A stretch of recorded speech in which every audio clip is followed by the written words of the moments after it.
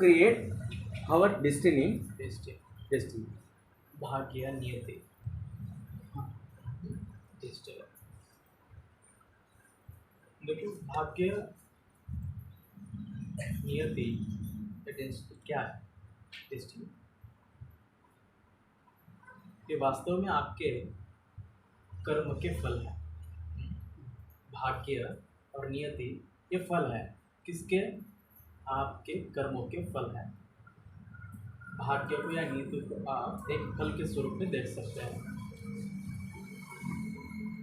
आपके भाग्य को, नियति को आपके कर्म प्रभावित करते हैं।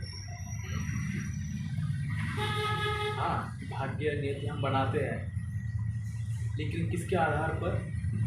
आपके कर्मों के फल के आधार पर।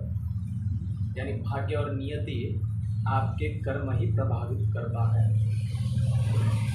भाग्य को और नियति को आपके कर्म प्रभावित करते हैं। आपका भाग्य, नियति ये सब आपके कर्म के फल है।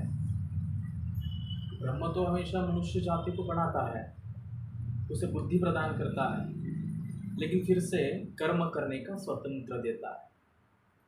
यानी अपने स्वतंत्र बुद्धिमत्ता के आधार पर वो कर्म कर सकता है। फिर जो भी कर्म करता है उसका फल उसके भाग्य और नियति से जोड़ा जाता है। जो फल है, ये कर्म संचित भी हो सकते हैं, प्रारब्ध भी हो सकते हैं, और अभी जो कर रहे हो ये कर्म भी हो सकते हैं जो आपके भाग्य से, नियति से जोड़ा जाता है। देखो गीता अध्याय 5 14 नंबर का श्लोक है। न कर्माणि न कर्तृत्व न कर्माणि लोकस्थ सृजति प्रभु न कर्म फल न कर्म फल संयोगस्व भवस्तु प्रवर्तते। इसका मतलब है कि आपके कर्म या अकर्म, इससे ब्रह्म तत्व भाव दूर है। आपके कर्म को ब्रह्म तत्व प्रभावित नहीं करता है।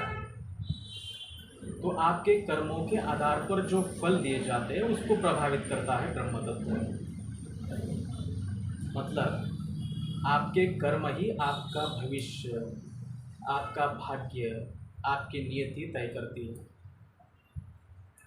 जैसे बुद्ध ना अपने पूर्व जन्म में एक हाथी था, लेकिन उन हाथियों में भी वो सर्वश्रेष्ठ था। किस तरह? तो एक दिन जंगल में आग लगा था, बहुत बड़ा आग लगा। तो उस वातावरण में बहुत ही दाह और उष्णता निर्माण हो गया था। उस जंगल के बीच में एक नदी था, उसके पास एक पेड़ था। तो उसके छांव में वो हाथी भारी उष्णता के कारण ठहरने के लिए गया, लेकिन उसने देखा कि उसके पाँव के नीचे एक खरगोश है, रैबिट, एक खरगोश है। तो उस हाथी ने अपना एक पैर उठा के रखा, यानी हाथी अपने 3 पैरों पे खड़ा रहा। वास्तव में आप हाथी का वर्णन देखोगे तो उसका देह बहुत विशाल होता है, लेकिन उसकी आंखें बहुत ही उसके हिसाब से बहुत ही कम आकार के होते हैं, इसलिए बहुत सारी चीज़ें वो देख नहीं सकता है। वास्तविक अपने पैर के नीचे का भाग को देख नहीं सकता है। इसके बावजूद उस हाथी ने अपने पैर के नीचे आया हुआ खरगोश देखकर अपना एक पैर उठा के रखा, और 3 पैर पर उसका भारी वजन होने के कारण संतुलन नहीं बन पाया और वो वहाँ से गिर गया। और जो पास में जो खड्डा था नदी का बना हुआ, उसमें गिर जाता है और मर जाता है। तो बहुत बार हम सोचते हैं कि वो तो बहुत अच्छा था, हाथियों में भी सर्वश्रेष्ठ था, फिर भी उसको इतने जल्दी मृत्यु क्यों प्राप्त हुई? वास्तविक उसने एक खरगोश का जान बचाने के लिए अपना जीवन न्यौछावर कर दिया। यही कारण है कि वो हाथियों में भी सर्वश्रेष्ठ था। क्यों? क्योंकि उसने एक खरगोश के प्राण का भी परवाह किया। और इसके फलस्वरूप उसको अगला जन्म मनुष्य में तो मिला, लेकिन मनुष्य में भी सर्वश्रेष्ठ बुद्ध का देह प्राप्त हुआ। मनुष्यों में भी बुद्ध सर्वश्रेष्ठ है।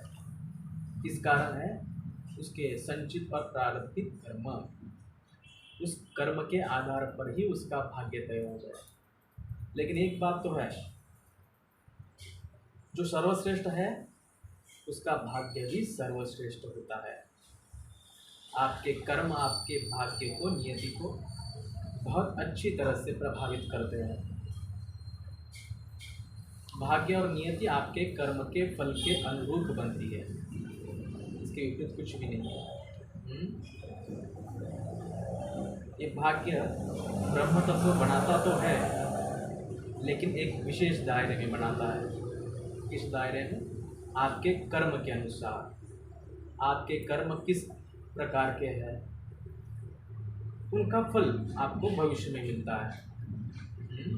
अगर आपने पूर्व कर्म बहुत अच्छे किए हैं और अभी भी अच्छे कर्म कर रहे हो, तो उसमें अधिक गुना वजा मल्टीपल क्रिया जो हो जाती है और इसी अनुरूप आपका भाग्य बनता है।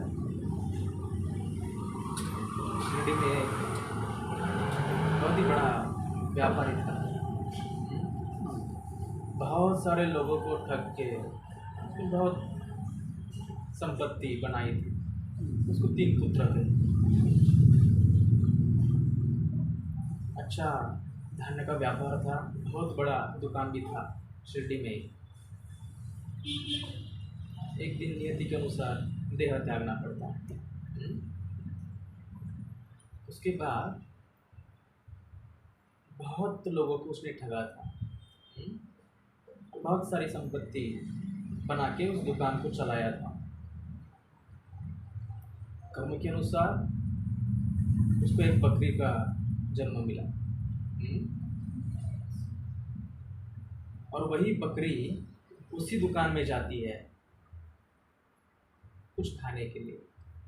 लेकिन उसके 3 बेटे हाथ में लकड़ी लेके उसको पीटते हैं। तो उसको देख के साई हंसता है, क्योंकि उसको पता है उसका गत जन्म और अभी का जन्म, जो संपत्ति जो धन